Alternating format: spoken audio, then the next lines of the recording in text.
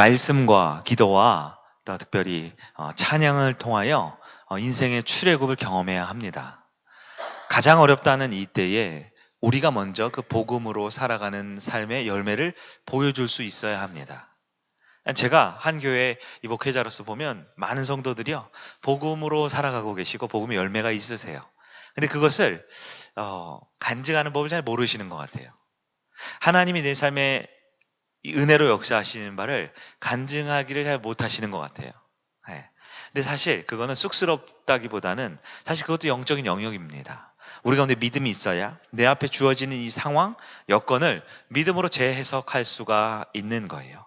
그리고 그 어느 때보다 하나님을 자랑하고 간증할 수 있는 그 믿음의 결과가 우리 가정 가운데 우리 삶에 있기를 원합니다. 코로나로 정말 많이 돌아다니기 어려우시죠? 대신 저의 이야기를 하면 저는 참 좋은 게 2월부터 올해 10월이잖아요. 네, 8개월 동안 단 하루도 빼놓지 않고 우리 아이들과 함께 성경을 읽은 것 같아요. 정말 하루도 빼놓지 않고 하나님 말씀을 4장, 3장씩 돌아가면서 읽기도 하고 그 드라마 바이블 앱으로 듣기도 하고 퀴즈를 내기도 하고 은혜 받은 구절을 나누기도 하고, 네, 어쩌면 이 바쁜 일상 가운데 가족들이 모여서 하나님 말씀으로 하루를 정돈하고 하루를 마무리하고 기도 제목을 나누고 또 내일 스케줄을 점검하고, 네, 아마 이것은 코로나 상황이 아니었으면 우리의 분주하고 바쁘고 또 매번 새로움을 추구하고 있는 우리 인생 가운데 이렇게 멈춰설 기회가 없지 않았을까, 이런 생각이 듭니다. 자, 믿음이 무엇입니까? 믿음은 상황을 바꾸는 것이 아니라 하나님이 내 삶에 어떻게 역사하시는지를 이 어두웠던 눈이 띄어서 보는 것입니다. 지난 주일날 우리가 믿음에 대해서 살펴볼 때 믿음은 내가 나가는 게 아니라 그랬어요. 하나님께서 나아가게 하신다 그랬습니다. 너희는 두려워하지 말고, 세상은 두려워하지 않고 문제와 시험을 두려워하지 않고 더 세고 더 크신 하나님이 얼마나 크신 분인지 아는 것, 그게 두려워하지 않는 거죠. 가만히 서서, 이것은 무능력하게, 무책임하게, 무기력하게 가만히 있으라는 뜻이 아니지요. 하나님을 신뢰하는 겁니다. 믿음이지요. 하나님이 살아계시고 오늘 나에게 말씀하시고 말씀하신 바는 반드시 지키신다라는 하나님을 믿는 믿음의 그 근거대로 하나님을 신뢰하고 기다리는 겁니다. 그리고 믿음의 눈을 들어 하나님의 구원 역사를 바라보는 것이지요. 하나님은 살아계시기 때문에 분명 이 세상은 하나님의 뜻대로 이루어질 것입니다. 예레미야 말씀을 보고 계실 때 저희 아이들이 드라마 바이블 보니까 무섭다는 얘기를 많이 해요. 많이 힘들고 어려운 이야기들이 나오지요. 그러나 거기 보면 반복적으로 뭐랍니까?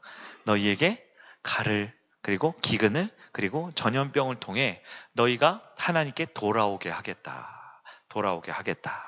한 나라를 멸망시켜가면서까지도, 그리고 그들을 다시 회복시켜주는 이야기가 있지요. 예레미야 말씀을 통해서 우리가 어두움의 모습만 보면 우린 두렵고 힘이 듭니다. 그러나 예레미야의 말씀은 두렵고 힘들다는 말씀이 아니라 우리가 하나님께 돌아올 때, 여호와를 찾고 구할 때 우리에게 찾아오셔서 우리를 회복시키시는 그 하나님의 이야기입니다. 저와 여러분의 삶이 회복해 하시는 하나님의 은혜가 있기를 믿음으로 보는 여러분 되기를 축원합니다. 오늘은 죄에 대한 더 깊은 이해라는 주제예요. 죄가 무엇인지 조금 더 깊게 들어가 보자라는 거죠. 일반적인 죄, 일반적으로 우리가 생각하는 죄가 있죠. 근데 일반적인 죄의 정의와 예수님께서 말씀하신 죄의 정의가 같아야 하는데 다르다는 거예요.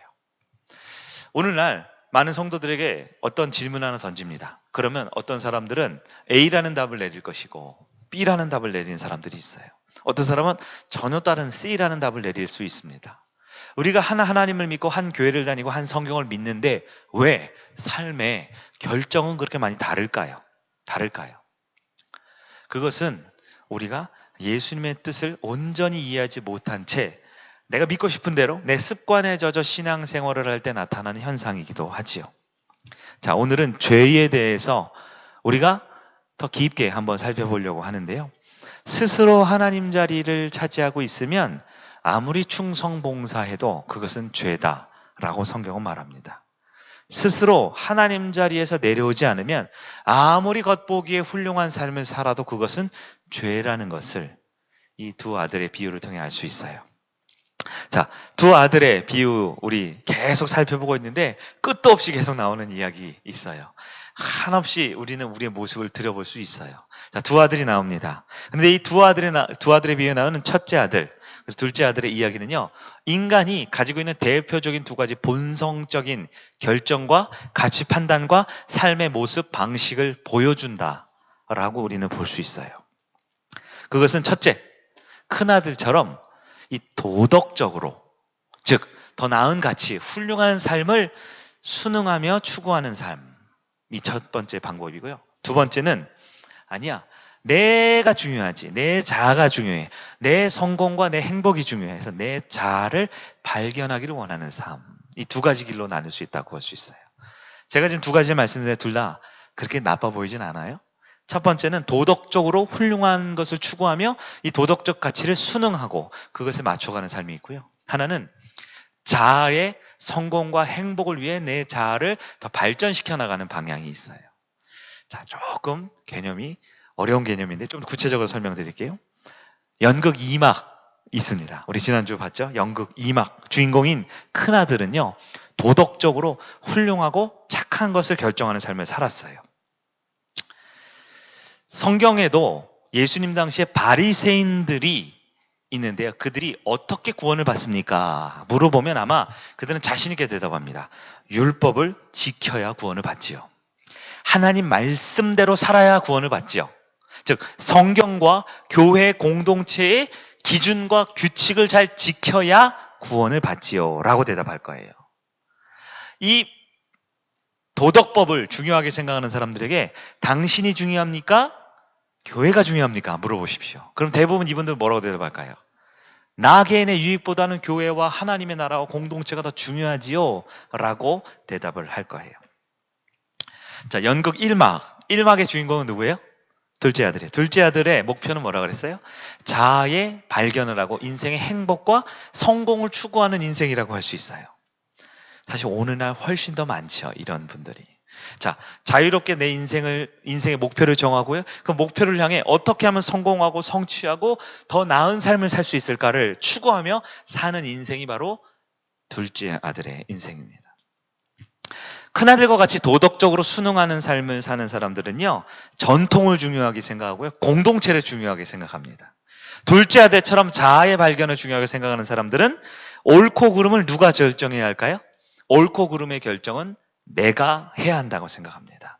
그래서 누군가가 이게 절대 기준이야, 이렇게 해야 돼 라고 기준과 규칙을 정해놓으면 그것이 몸서리치기 싫은 거예요.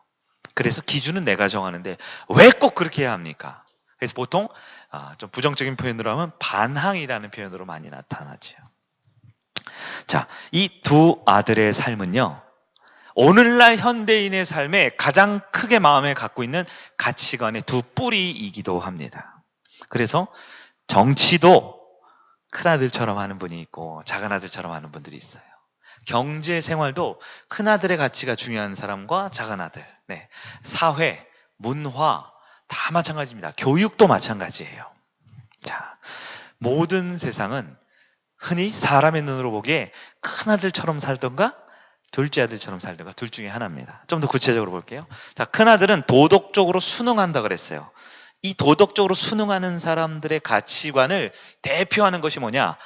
보수주의라는 가치입니다. 조금 더 철학적으로 따지면 근본주의라는 관점이 이 큰아들의 삶이에요. 이 보수주의자들, 근본주의자들, 도덕적으로 순응하는 사람들은 세상을 볼 때 문제가 뭐냐? 왜 세상이 이렇게 잘 안 되냐? 이건요, 개인주의 때문에 그래요. 개인주의라는 것이 아주 나쁜 겁니다. 그리고 부도덕한 이기주의자들 때문에 세상은 어지럽다라고 생각을 하지요.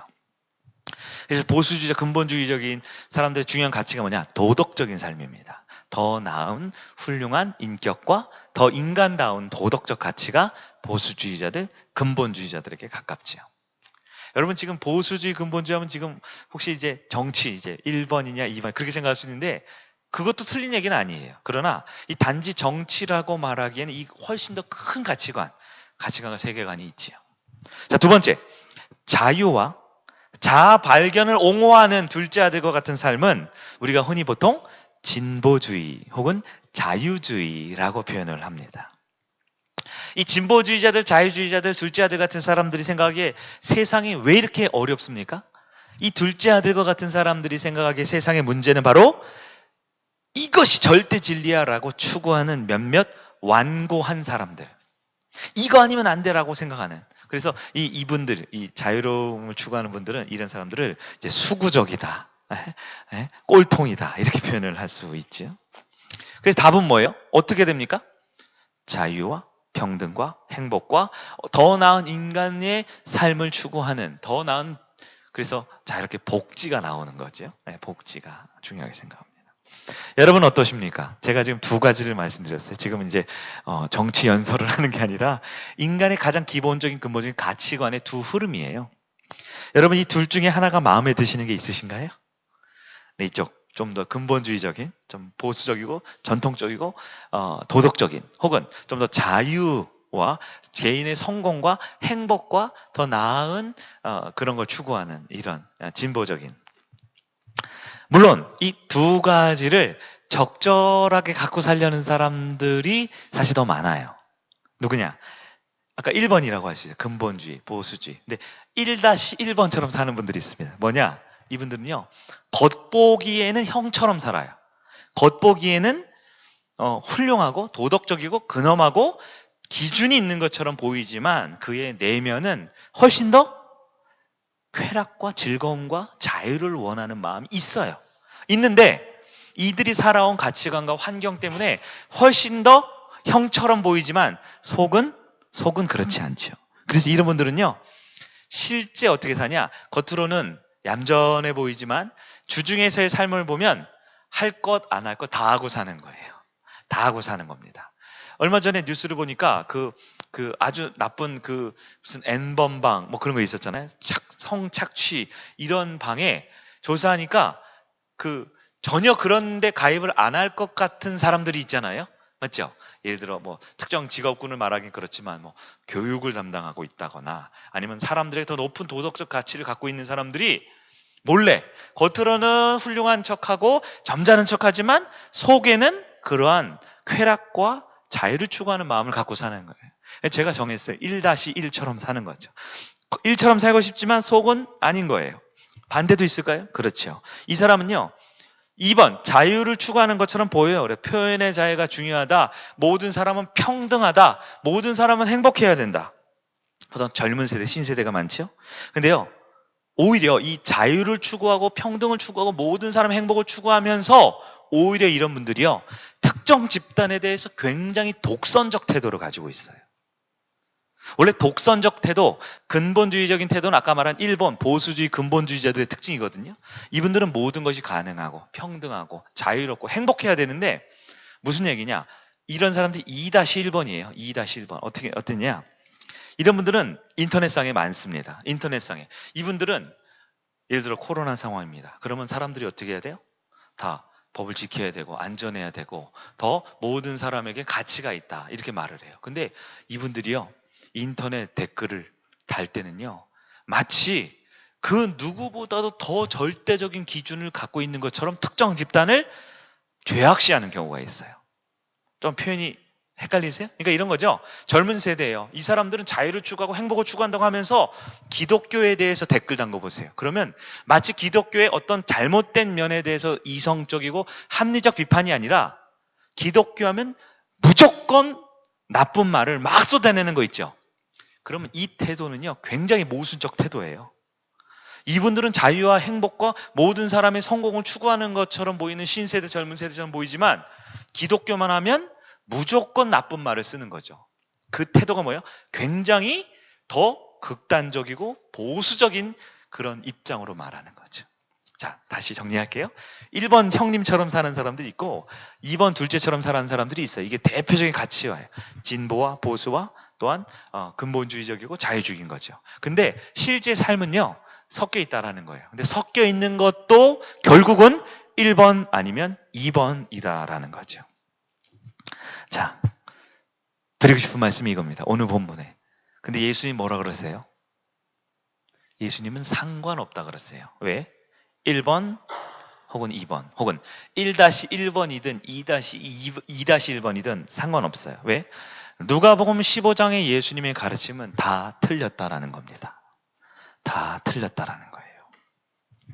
형 같은 소위 말해 가치관을 봤을 때 근본적이고 보수적이고 율법적이고 도덕적이고 순종적이고 공동체와 전통과 그런 더 나은 절대 가치관을 추구하는 삶이던 동생처럼 자유와 진보와 자아와 행복과 성취와 평등과 이런 거를 추구하는 사람이던 이것은 둘 다 성경이 말하는 예수의 복음이 아니다라는 거죠.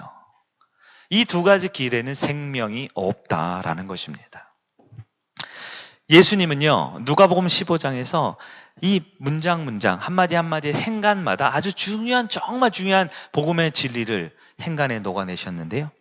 예수님은 전혀 다른 제3의 대안을 제시하고 있습니다. 우리가 오늘 그것을 꼭 알아야 한다라는 거예요. 왜 제3의 대안을 제시해야 할까요? 좀 더 보수적인 게 좀 더 안전해 보이지 않습니까? 좀 더 자유롭고 좀 더 행복을 추구하는 것이 인간의 본성을 추구하는 데서 유익해 보이지 않습니까? 그러나 우리 예수님은 단호하게 형과 동생, 1번과 2번 모두 다 복음과는 관계없는 삶이다라고 정확하게 말해줘요. 왜냐하면 1번과 2번, 아까 제가 긴 시간을 들여 설명한 이 모든 것들은요, 전혀 달라 보이지만 사실 똑같은 거거든요. 똑같거든요. 왜 똑같냐? 자, 보십시다. 1막에 보면 둘째 아들이 나오죠. 둘째 아들은 이 성경 스토리상의 죄를 지었죠. 그가 지은 죄가 보입니다. 돈을 달라 그래요. 유산을. 먼 나라로 가요. 허랑방탕 써요.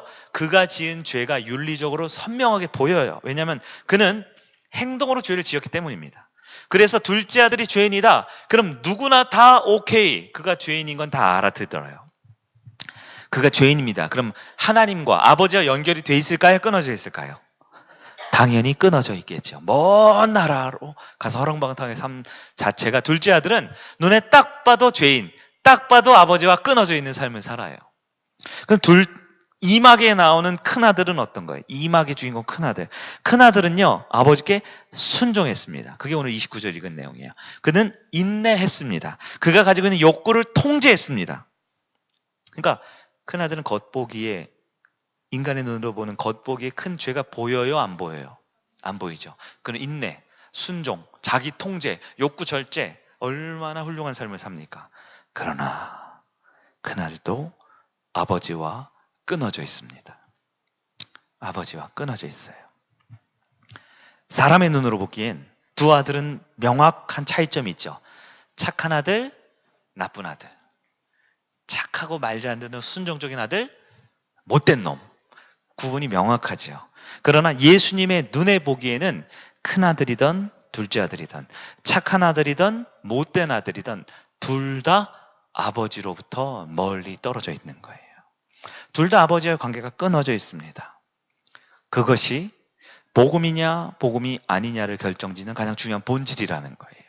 우리 지난주에 우리 그래프 표 봤죠? 하나님 아버지와의 세 가지 관계성에 대해서. 돌아온 아들이 뭐예요? 복음으로 사는 아들이죠. 둘째 아들은요? 비종교. 종교도 안 가져요. 아예 하나님도 안 믿어요. 비종교인이죠. 큰 아들은요? 종교인이라 그래서 종교인. 종교와 복음은 같지 않습니다. 우리 기독교는 종교라고 하지 않아요. 기독교는 생명이요 복음이라고 하지요. 종교는 뭡니까? 누구나 자기가 이루고자 하는 바를 위해 절대적 신존재를 의지하기 위해 만들어낸 인간의 창작물이 종교죠. 네, 그나들은 종교인일 뿐이죠. 인간의 눈으로 보기에 죄는 무엇입니까? 선명합니다. 착하냐? 못됐냐? 이게 죄입니다. 어떤 행동을 했느냐? 어떠한 삶의 모습이 보이느냐? 이것이 인간이 보기에 죄냐? 죄가 아니냐를 구분짓죠. 그러나 예수님은 오늘 누가복음에서 분명하게 우리에게 알려줍니다. 예수님이 보는 눈의 죄의 기준이 다르다라는 것을요. 예수님이 보기에 죄의 본질이 무엇입니까? 죄의 본질은 나쁜 행동을 하는 것은 물론이거니와 행동의 가치를 두지 않고요. 아버지 하나님과 연결이 끊어진 상태를 바로 죄인이라고 말합니다.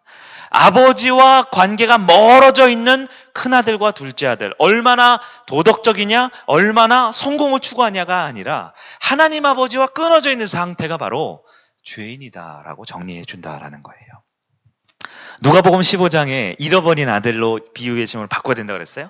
돌아온 탕자가 아니라 그랬어요. 잃어버린 아들. 근데 잃어버린 아들은 한 명이 아닙니다. 2명입니다. 처음부터 2명의 잃어버린 아들의 이야기를 한 거예요.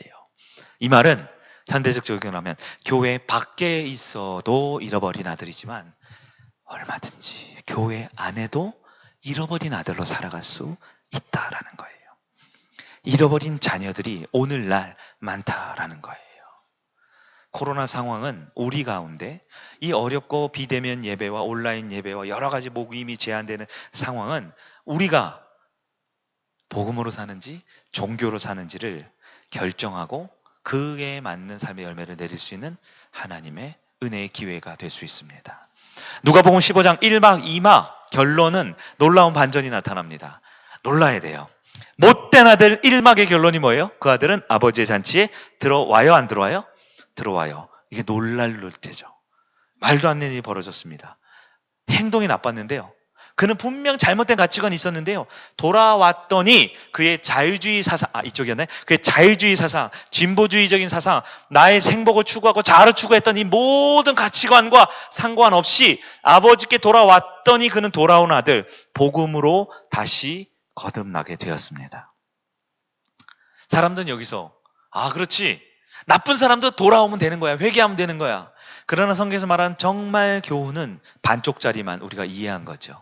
이막의 결말이 뭡니까? 큰아들. 큰아들은요, 아직 안 들어왔어요. 말씀이 누가복음 15장이 끝나고 16장이 시작되는데도, 이야기가 끝나는데도 큰아들이 들어왔다라는 얘기가 아직 없어요. 아직 돌아오지 않은 채로 이야기는 요즘 영화 개념으로 열린 결말로 끝나버립니다. 이야기는 끝나고 현장에 있었던, 예수님 앞에 있었던 그 청중들, 그 중에는 첫째 아들도 있었고 둘째 아들도 있었겠죠. 그 아들들이 진짜 삶에서 결정을 내렸어야 되는 거예요. 예수님의 이야기를 했던 청중들은 굉장히 놀랐습니다. 그리고 속으로 온갖 생각에 빠져 있을 거예요. 그러면 왜 큰아들은 잃어버린 아들로 남겨진 채 이야기가 끝날까요? 큰아들이 왜 그런지를 우리가 알아야 될 거예요. 29절에 그 이유가 분명히 말하고 있습니다. 29절 우리 한 번 더 읽어볼까요? 아버지께 시작. 아버지께 대답하여 이르되 내가 여러 해 아버지를 섬겨 명을 어김이 없거늘 내게는 염소 새끼라도 주어 나와 내 벗으로 즐기게 하신 일이 없더니. 아멘. 여러분, 이 이야기를 그냥 문자 그대로 이해하면 안 되고요. 큰아들의 가치관에 비추어 상황의 맥락에 봐야 돼요. 큰아들은 지금 서운하지요. 아버지께. 뭐가 서운합니까? 뭐가 서운합니까? 큰아들이 아버지에게 들어가지 않은 이유. 큰아들이 아버지와 갈라진 이유는 그가 살고 있는 지역이 아닙니다. 그가 지금 아버지 집안에 있냐 없냐가 아니에요. 큰아들이 아버지의 잔치에 참여하지 않는 그 못된 둘째 아들마저도 복음으로 들어왔는데 그 집에 살고 있으면서도 큰아들이 아버지의 복음의 잔치에 들어가지 못한 결정적 이유는 큰아들이 지금까지 살아온 행위가 아니에요. 왜? 큰아들은 자기가 말하죠. 여러 해 동안 아버지를 섬겼고 명을 한 번도 안 어겼다는 거예요. 예배 다 드렸다는 거예요. 교회에서 말하는 성경의 기준대로 행동으로 하나도 지키지 않은 것 없이 다 순종했다라는 거예요. 여러분, 이건 충격적인 이야기가 아닙니까? 그러나 큰아들이 아버지의 잔치에 들어가지 못한 이유, 그의 행위가 아니라 그의 마음속에 있는 교만함 때문이었습니다. 큰아들이 못 들어가게 하는 건 아버지가 아니에요. 맞죠? 큰아들이 못 들어가는 건 둘째 아들이 아니에요. 주변 사람들이 아닙니다. 아무에게도 보이지 않고 한 번도 보인 적이 없었던 큰아들의 내면 깊숙한 곳에 있었던 그 교만함. 어쩌면 우리가 일주일에 한번 예배드리고 이렇게 만날 때는 죽었다 깨어나도 서로 발견하지 못할, 어쩌면 천국문 앞에 들어갈 때까지 내가 이랬나 하고 스스로 자각하지도 못할지도 모를 그 교만함이 아버지의 잔치에 스스로 못 들어가게 하는 겁니다. 여러분, 나쁜 행동은 눈에 보입니다. 빨리 고칠 수 있지요. 그러나 교만은 눈에 보이지 않습니다. 얼마든지 숨기고 착한 척, 괜찮은 척 살 수 있어요.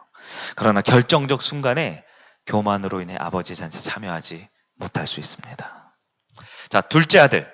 둘째 아들이 가장 원하는 게 뭐였을까요? 둘째 아들. 둘째 아들, 집 나간 아들. 가장 원하는 게 뭐예요? 아버지의 재산이죠. 아버지의 재산이죠. 그래서 독립해서 자유롭게 살고 싶었어요. 재산은 어떻게 해요? 달라고 했죠. 솔직한 아들이에요. 그 솔직함은 올바른 정당함은 없습니다.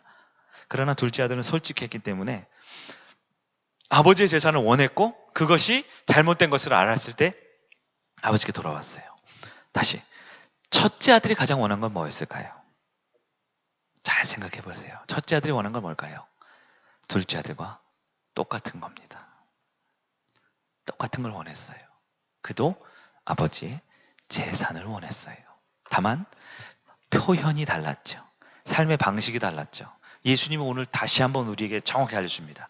우리의 삶의 방식, 어떤 가치관, 어떤 의사 결정에 앞서 그의 마음의 중심에 무엇이 있느냐가 가장 중요하다라는 것이죠. 두 형제의 마음은 똑같았습니다. 그래서 두 잃어버린 아들의 비유가 되는 거예요.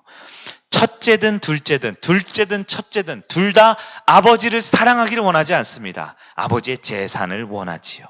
성경은 분명히 말합니다. 하나님과 재물을 겸하여 섬길 수 없다. 이 두 아들의 이야기 바로 다음에 나오는 누가복음 16장에 나옵니다. 누가복음 16장 13절에 말합니다.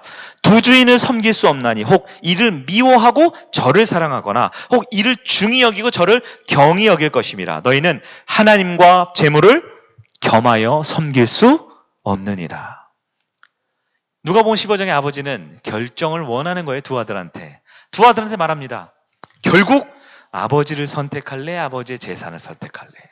둘째 아들은 아버지의 재산을 먼저 선택하죠. 그리고 쫄딱 망합니다. 그리고 남는 건 아버지밖에 없어요. 그 아버지에게 다가왔더니 아버지의 재산을 다시 금가락지 아시죠? 송아지 잡았죠? 제일 좋은 옷 입었죠? 좋은 신발 신었죠? 아버지의 그 재산, 축복과 혜택 또한 받게 됩니다. 큰아들은요? 큰아들은 겉으로는 금욕적이고 순종하고 모든 규칙을 다 따르는 것처럼 보였지만 그 마음의 중심에 아버지가 아니라 아버지를 통해 얻게 될 혜택과 그 재산에 관심이 더 많았던 거예요. 그러니까 아버지가 둘째 아들의 잔치를 베푸니까 화딱지가 나서 못 들어가는 거예요.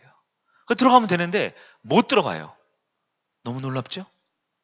오전에 그 집에서 나왔는데 지금 못 들어가는 거예요.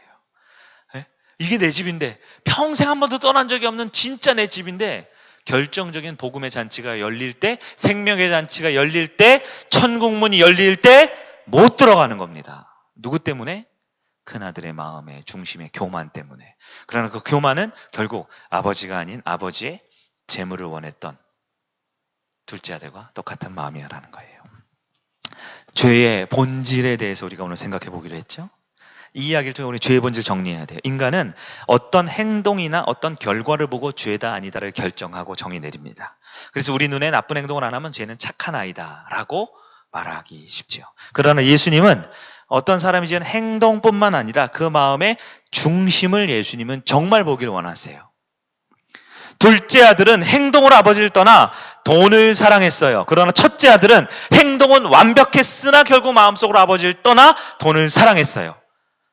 첫째 아들, 둘째 아들 앞에 꾸미는 말은 좀 다르지만 결국은 아버지를 떠나 둘 다 돈을 사랑하고 있는 거죠. 2000년이 지난 예수님은 오늘 이 밤에 우리에게 똑같은 얘기를 하고 싶으십니다. 두 아들 누구도 아버지를 사랑하지 않고 아버지와 관계를 맺고 싶어 하지 않았어요. 둘 다 아버지를 이용해서 재물과 성공과 더 나은 나의 뭔가를 추구하기 원했던 거지요. 이것은 우리가 그 당시 들었던 사람도 충격이지만 오늘 우리도 또 충격을 받아야 합니다. 누가복음 15장 마르고 닳도록 읽은 이 말씀이지만 충격을 받아야 해요. 왜냐하면 우리가 겉으로 예배드리고 봉사하고 율법을 지키고 순종하는 삶을 살아도 즉 하나님의 성전에 하나님의 말씀에 하나님의 예배 현장에 가장 가까이 있어도 얼마든지 하나님과 관계 없는 삶을 살 수도 있다라는 것을 보여주고 있기 때문입니다. 오늘 밤 우리는 우리 내면을 돌아봐야 합니다. 그리고 기도할 수 있어야 됩니다. 나는 어떤 아들인가요? 어떤 딸인가요? 아버지를 멀리 떠나 집 나간 못된 아들 모습이 아닌가요? 아니면 아버지 곁을 맴도는 것 같지만 아버지와 전혀 관계없는, 하나님 하면 그 다음에 할 말이 없는 그런 큰 아들인가요? 아니면 나의 과거가 큰아들이든 둘째 아들이든 상관없이 나의 정치, 나의 경제, 나의 사상이 진보든 보수든 자유든 평등이든 어떤 것과 상관없이 복음 안에 아버지의 잔치에 참여, 아버지의 관계 맺기를 원하며 아버지하고 그 품에 안기는 돌아온 아들인가요? 여러분은 과연 몇째 아들이라고 자신할 수 있습니까? 이 밤에 우리가 기도하기 전에 이걸 한번 꼭 생각해 보세요. 지금 내가 원하는 건 뭔지. 이 밤에 우리는 기도하러 왔습니다. 아마 분명 기도의 제목들이 있을 거예요. 그런데 그 기도의 제목들 앞서 내가 정말 원하는 건 아버지입니까? 아니면 아버지를 통해 얻게 될 혜택과 축복입니까? 그 중심을 결정하지 못하면 우리는 어떤 삶을 살든 1번이든 2번이든 큰아들이든 둘째 아들이든 둘 다 복음과 상관없는 또 어제와 오늘을 살고 있을 수 있다라는 거예요. 말씀을 정리해 보겠습니다. 오늘 말씀을 들으면서 마음에 새겨지는 것, 깨달은 것이 있다면 반드시 회개하며 기도할 수 있어야 돼요. 왜냐하면 누가복음 15장이 끝나고 다음 이야기가 시작되는데도요, 바리새인들은 끝까지 돌이키지 않았기 때문입니다. 그리고 그 성경을 아는 분들이, 그 교회를 세우는 분들이, 금식을 하고 그렇게 10의 1조를 하고 그렇게 예배를 중시했던 분들이 예수님을 죽이게 됩니다. 오늘 우리가 회개하지 않으면, 둘째 아들의 모습으로서 돌아오지 않으면, 첫째 아들의 모습으로서 교만을 꺾고 하나님을 선택하지 않으면 우리는 누가복음 15장에 이름조차 거명되지 않고 그저 바리새인으로 치부된 그 똑같은 사람들과 다를 바가 없어집니다. 말씀의 결론은 이거예요. 그래도 아버지는 또 기회를 준다라는 거예요. 큰아들에게, 그렇게 말한 아들에게, 얘야 그래도 들어와. 결국 내 거는 다 네 거잖니 라고 큰아들을 초청하고 있습니다. 이 밤에 하나님은 말씀을 통해 우리를 또 초청합니다. 우리가 교회가 아니라, 본당이 아니라, 설교가 듣는 예배 시간이 아니라 하나님 아버지 앞에 돌아오기를 원하고 계십니다. 둘 다 틀렸어요. 큰아들 둘째 아들. 그러나 둘 다 기회가 남아 있습니다. 둘 다 아버지께 돌아오기만 하면 다시 사랑을 받을 수 있습니다. 이것이 예수님이 말하는 죄의 본질이고 예수님이 말하는 복음으로 돌아올 수 있는 기회입니다. 이 밤에 나의 직분, 나의 봉사, 나의 한 주간의 삶과 관계없이 아버지를 선택해서 오직 예수뿐임을, 오직 은혜 아니면 살 수 없음을 고백하며 하나님 앞에 간절히 회개하고 간절히 간구하고 축복을 구하는 여러분들에게 주의 이름으로 축복합니다.